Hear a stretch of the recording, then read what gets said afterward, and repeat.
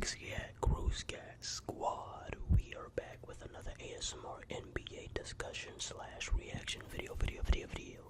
And today we're going to be reacting to Bleacher Report's nonsense.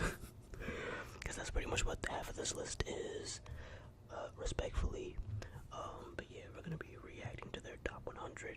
Now this is going to be like a mini series. I'm not going to take like too many episodes to do this or videos. I was gonna do like 3 videos. This is gonna be part 1 where I react to basically 75% of the list. Then video 2 will be reacting to the top 25. So that's gonna be all the S tier Hall of Famers and high end A tier Hall of Famers and current players and all that. So that'll be video 2, and then video 3.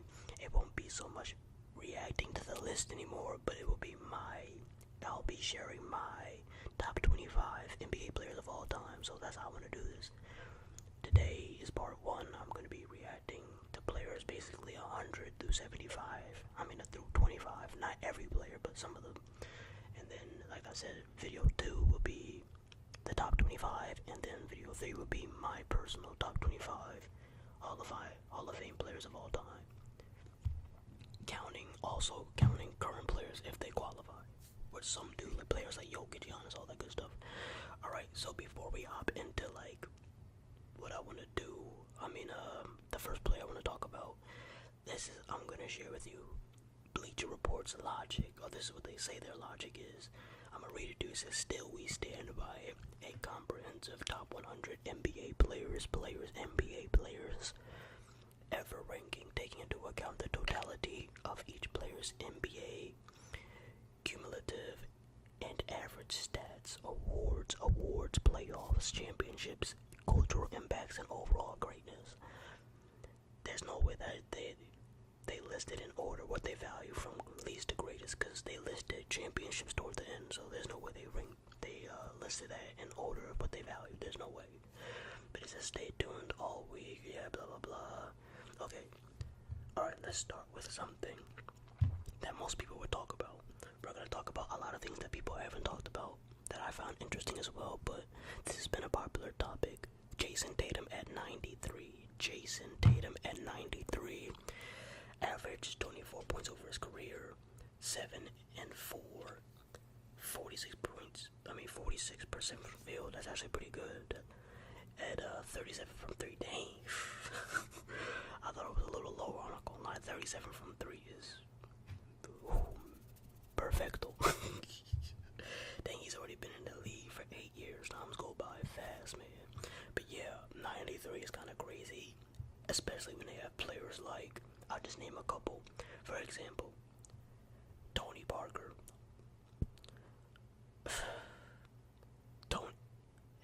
Tony Parker does have 1 Finals MVP. He's a 4 times NBA champion. So I guess Tony Parker, but there's no way they have Jimmy Butler ahead of him at 83.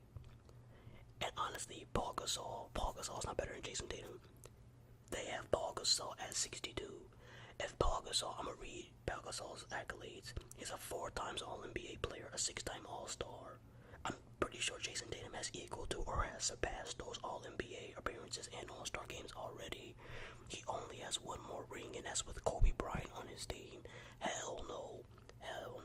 Now, it is kind of surprising that he did shoot 36.8% from 3, especially in the 2010s. I will give him credit for that. But nah, Jason Tatum is definitely better than Paul Gasol. I would have him ranked higher than Paul Gasol already, to be honest.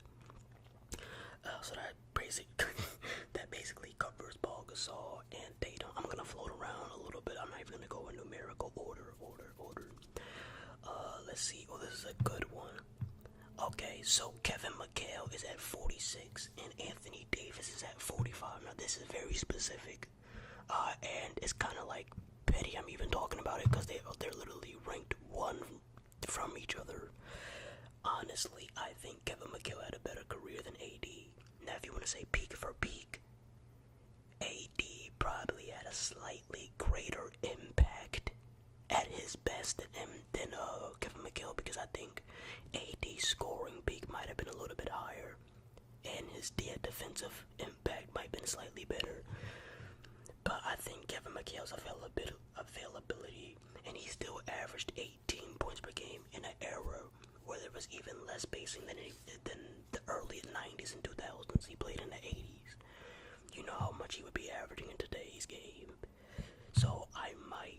especially since he's won 2 more championships. He's always been more healthier.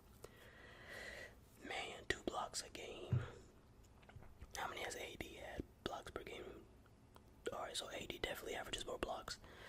But yeah, I think I would still have Kevin McHale ranked a little bit higher than AD. Let's see. Russell Westbrook at 48.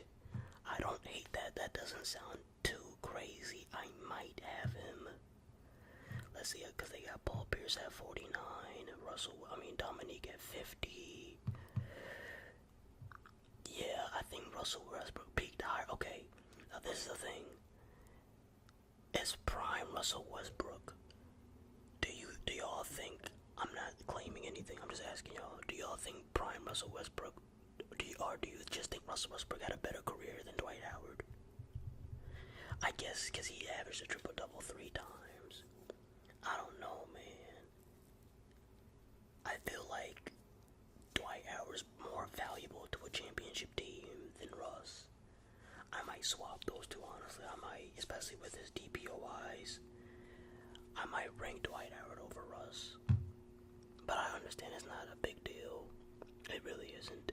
Now this is crazy. Luka Doncic at 57 is so blasphemous. What the hell has he done? 5-time All-Star, 5-time NBA is great. Don't get me wrong. I think it's because of his stats. 28 points per game is ridiculous. Like we haven't said anybody on the list yet that has averaged that much in terms of points per game. He has the best stats. That's not enough. There's no way that having the best stats out of all the players we've named so far doesn't get you 40 spots higher when that's all you've done. He does have a scoring title. I honestly would put Luka Doncic around Melo. You know what I'm saying? Like, if that's what we're doing, Melo has played longer and has more All-NBAs and more All-Star games. So, I mean, obviously Luka's gonna surpass him in those when it comes to that. But we're talking about right now, as of today. So he should really be like 1 spot behind Melo, to be honest. He should be like 61. Or like in the 70. 57 is a little crazy. I'm not gonna lie, I mess with Luka. I really do. Klay Thompson at 98. I probably would have Klay Thompson a little higher, to be honest. I probably would have him at like 85. Like, yeah, let me see. Is there anybody like Jimmy Butler? Jimmy Butler did not have a greater career. Has not had a better Hall of Fame career than Klay Thompson, objectively. He just has, even though he led 2 teams to an NBA final. Now, if he had won one of them, I'd give it to him. But he hasn't. So I honestly I would rank Klay Thompson higher than Jimmy Butler. Because Klay Thompson was guarding the opposition's best perimeter player back in the day. Because, they used to hide Stephen Curry on defense. And I'll get later into that in part 2 of this series. But, yeah, Klay Thompson is a great defender, versatile, clutch, like, way more rings. Come on, man. Klay Thompson should be ranked ahead of Jimmy Butler when it comes to all time. I think Klay Thompson should be ranked ahead of Reggie Miller, to be honest with you. I know Reggie Miller had his own team, I guess. That's what they're accounting for. He was only a 3 times All-NBA player. Like, how many times was Klay Thompson? I didn't take a good enough screenshot to see. Yeah, but I'm pretty sure I would put Klay Thompson over Reggie Miller too, in my opinion. Alright, Dominique at, I think I said this already, at 50. I think that's good. Right behind Paul Pierce, because Paul Pierce has a ring. I'm not mad at that. I think that's really good. Dominique is one of the most underrated players of all time. They only talk about dunking. He has a scoring title. Was a 9-time All-NBA a 9-time All-Star and a 7-time All-NBA player. He basically what it sounds like. He was like a bigger Anthony Edwards, but just worse shooting. That's what it sounds like to me. He played 15 seasons, damn. Yeah, that sounds pretty good. 50. I probably would still have Dwight Howard in front of Dominique too, to be honest. Okay, this is another good one. James Harden and John Havlicek. Okay, there's like 3 people. There's a few people I'm going to talk about more. Let me go back. There's no way John Havlicek is this high at 31. Hell no. Hell no. I don't think John Havlicek is better than. Is he better than Jason Tatum? Is he? I'm not going. No, there's no way. There's no way John Havlicek is better than Jason Tatum. He's not better than James Harden. They have James Harden at 34. They have him 3 spots behind. I guess they're accounting for the rings. James Harden definitely peaked higher, though, for sure. He's definitely the better player. But when it comes to career 8 rings, I guess, he's not that good. Nah, they overrated the rings. I respect his rings, but not that much. Not to that degree to put him at 31, my boy.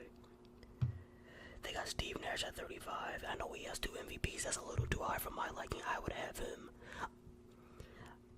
Honestly, I guess it's because of the MVPs. I guess he should be in front of Anthony Davis. I'd rather have Anthony Davis than Steve Nash, if you're asking me. But you remember, this isn't just who's better. This list isn't who's better. It's who had the better career.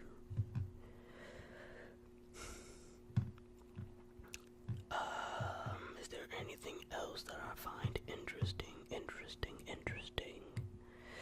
Joe Dumars at 96. I probably would have him higher. Oh yeah, Paul George. How could I forget this blasphemy?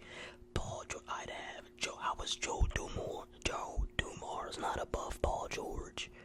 Are they dumb? Joe Dumars is better. Not only did he have a better career, I generally think Joe Dumars is better than Paul George. The only thing Paul George has over Joe Dumars is a bag. It's bag talk. That's it. Dribbling. Joe Dumars is more impactful, more effective, more clutch, better defender. He was literally a 6'4" guard, an undersized guard, who Detroit was intentionally putting on the greatest player of all time. That's how good of a defender he was. Hell, that's Paul George. That is great. They think I'm gonna name all the players. Paul George isn't even better than Klay Thompson. He's not better than peak Klay Thompson. Hell no. I'm taking Klay Thompson's career. Hell no. Now, I do think Paul George peaked higher for 1 season on the Thunder than Klay Thompson probably ever did, but that's it. He only peaked higher for 1 year. After that, no. Hell no. Paul George on the Clippers was never as good as Klay Thompson, prime Klay Thompson. He was close that 1 year. He led the Clippers to the Western Conference Finals, but I'd probably still take Klay Thompson. I'm not gonna hold you. I probably would. Klay Thompson is more clutch than Paul George. How was Paul George in front of Melo? No, he's not. I lied. Okay, they did, but I was about to be pissed. Okay, but yeah, Paul George over Tatum is crazy. I think Paul George over Luka is crazy. Call me a hater. I'd have Luka higher than Paul George. I mean, they did, but that's just crazy. Alright, I think, and they got Charles Barkley in the top 25. I like that. They're respecting his stats and accomplishments, even though he didn't win a ring. He was a rebound champion as well. But did Barkley have a better career than McHale? I mean, I guess he was a better player than McHale, though. He was a number 1 option. Yeah, he was. He peaked higher. Chris Paul at 30. You know what? See, but that doesn't make sense then, because Steve Nash has 2 MVPs. So how is Chris Paul, based on how they've been doing these rankings in their own logic, how is Chris Paul ranked over Steve Nash, and Steve Nash has 2 MVPs? They either have to just change their logic or lower Chris Paul, because I don't think, like I agree. I think Chris Paul is better, but they're contradicting themselves. I know there's a lot of Russell Westbrook fans that are pissed at seeing Bleacher Report having Chris Paul having a better career than Russell Westbrook. And then they have like Lenny Wilkins. Lenny Wilkins should even be on the list. I think Jason Tatum's better than Lenny Wilkins. I damn near think Anthony Edwards, Shea Gilgeous-Alexander is definitely better than Lenny Wilkins. But I think they should they need to put SGA on here, take out Lenny Wilkins and just put in Ant. There's no way Lenny Wilkins is better than Anthony Edwards. No bab. No bab. But I think that is everything I found interesting that I wanted to talk about in part 1. Oh, and they do have George Gervin at 42. so they